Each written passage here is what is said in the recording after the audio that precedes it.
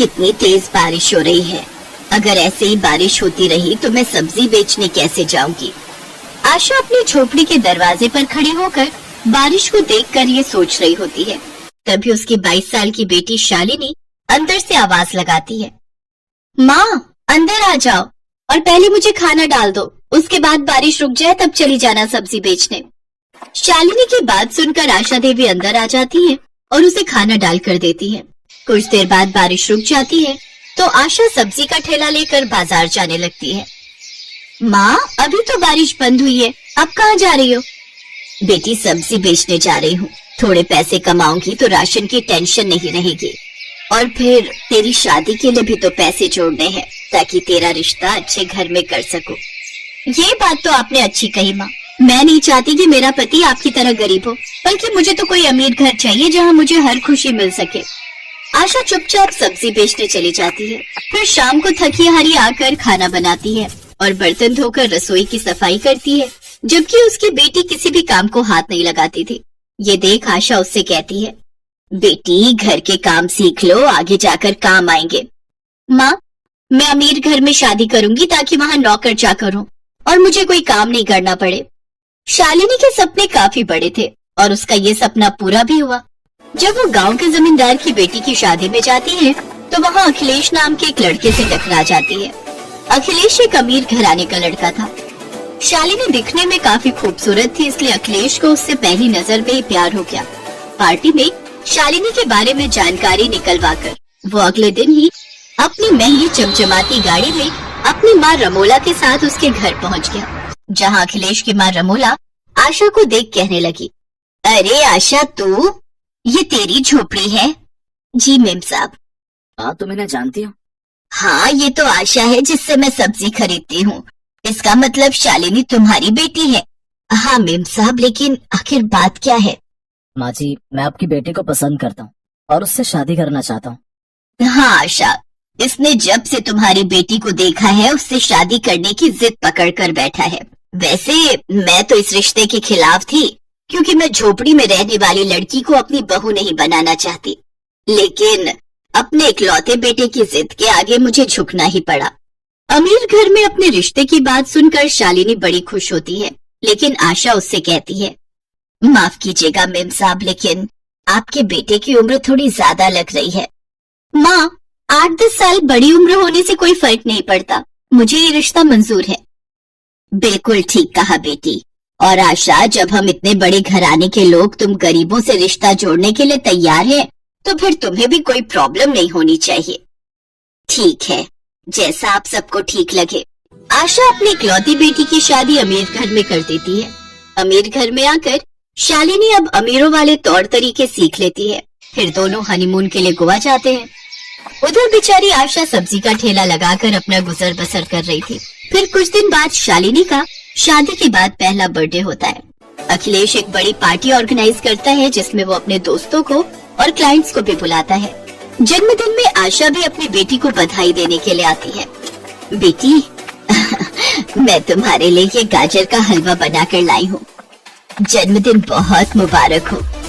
उन सबके सामने शर्मिंदा होकर शालिनी गुस्से में आकर कहती है, आप जो भी हो फिलहाल यहाँ से जाइए, लगता है बेचारी की मानसिक हालत ठीक नहीं है।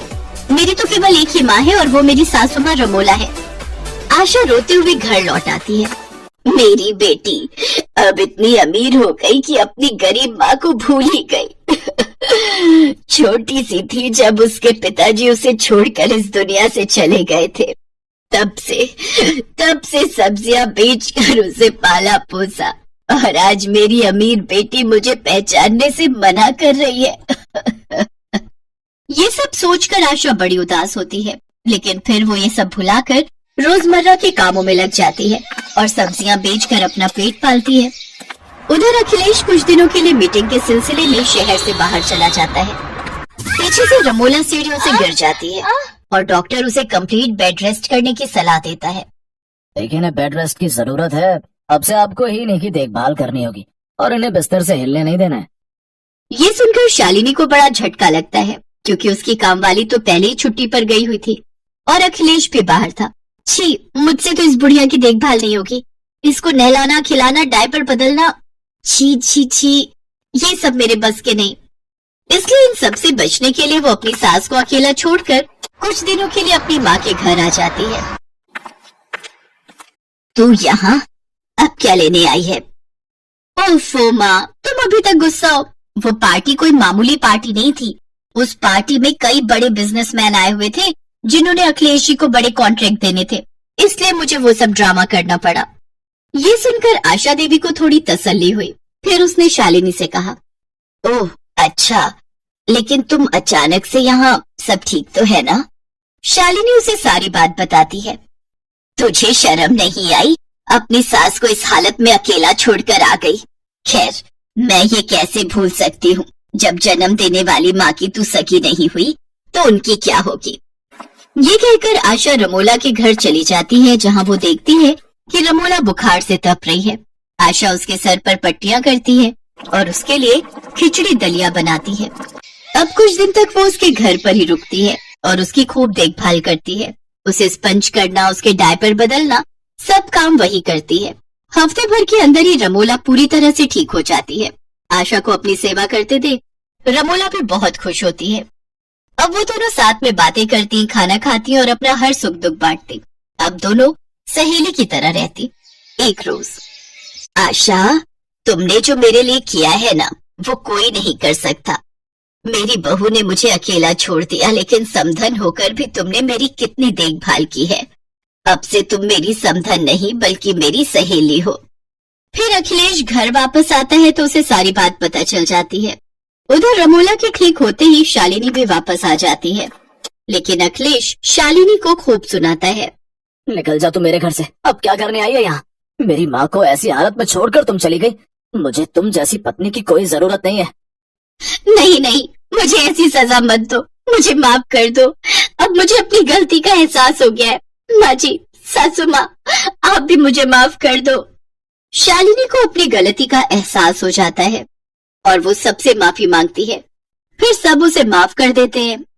लेकिन इन कुछ दिनों में आशा रमोला की अच्छी सहेली बन जाती है और जब आशा अपने घर जाने लगती है तो रमोला उससे कहती है, आशा, अब तुम कहीं नहीं जाओगी, तुम अब यहीं हमारे साथ रहोगी।